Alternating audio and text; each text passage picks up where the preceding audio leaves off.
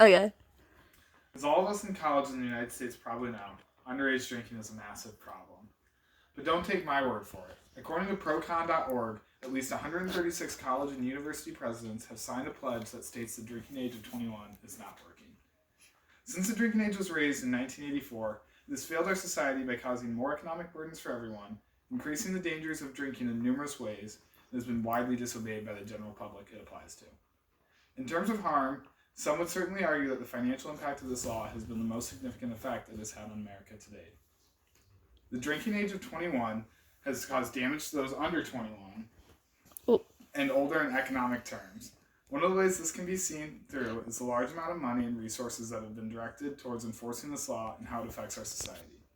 According to an FBI study reported by YouthRights.org, there were 163,000 arrests for underage drinking in 2015 alone. This inundates one of the poorest age groups in our country with millions of dollars of fines and citations. But there's more. Technically, you don't even need to be drinking when underage to receive discipline because of the minor in appearance charge. As long as a minor is at a party where other underage individuals are drinking, they can receive an MIA citation. But it's not just them. Bartenders who serve minors alcohol, even by accident, are liable to lose their jobs, and parents can be held responsible legally if their children are found to possess it. Finally, the Center for Disease Control estimates that the United States spends $224 billion on grappling with the healthcare and damages associated with heavy drinking. An unreasonably high drinking age has created all of these monetary problems and more. While money is an easy thing to quantify and digest, the value of a human life is much more abstract. The law was passed in 1984 as an attempt to protect the public from the dangers of alcohol. It has presented numerous more problems, as well as amplifying the very problem it aimed to destroy. First, its attempt to lower drunk driving fatalities was slightly successful, but many attribute this to the increased awareness of both drunk driving and the necessity of seatbelts, not the drinking age. Secondly, it appears that the amount of alcohol-related fatalities has simply shifted to another age group of 21, 22, and 23, instead of being wiped out by the extra maturity gained in additional years, according to Peter Ash and David Levi's findings in the Southern Economic Journal. Finally, even though the United States has a higher drinking age than many other countries, it still manages to have more problems with heavy episodic drinking than other developed nations, according to a 2014 report from the World Health Organization.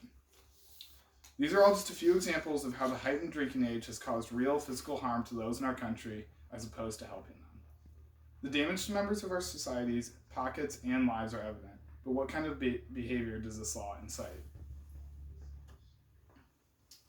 The drinking age we currently enforce encourages dangerous activities such as binge drinking and the fear of taking those who have had too much to drink to the hospital. According to the Center for Disease Control, 90% of underage drinking occurs in the form of binging, because of numerous factors, including, but not limited to, finishing drinks quickly to avoid discipline from police and parents, the scarcity of alcohol relative to minors, and the lack of supervision by experienced drinkers. All this can create disastrous results, including vomiting, memory loss, and death. That is one of the biggest concerns associated with my next point. When a minor drinks an unhealthy amount, they and their peers are far less likely to seek medical help due to the risk of arrest or trouble. This problem is all over college campuses that have no adult supervision and expect 18, 19, and 20-year-olds to weigh their own future and their friends' health when they've had too much to drink. These dangerous activities have cost minors' lives and will continue to do so unless we make a change that creates a safer and more responsible environment. The next step to creating that environment would be to create a law that isn't unreasonable.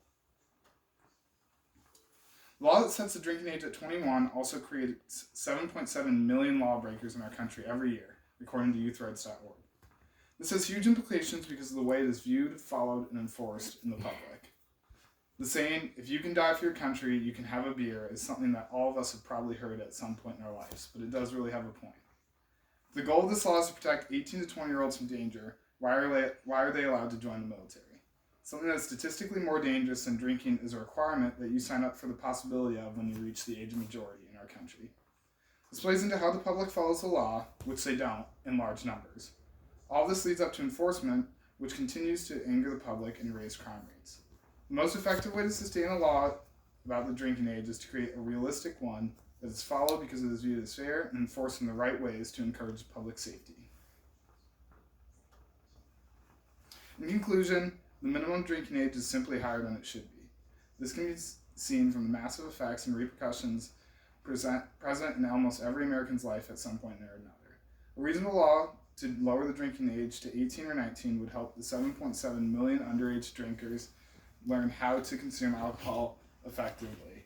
In a more controlled environment, avoid the reputation ruining and expensive tickets, and make them safer at the same time. Thank you. Woo!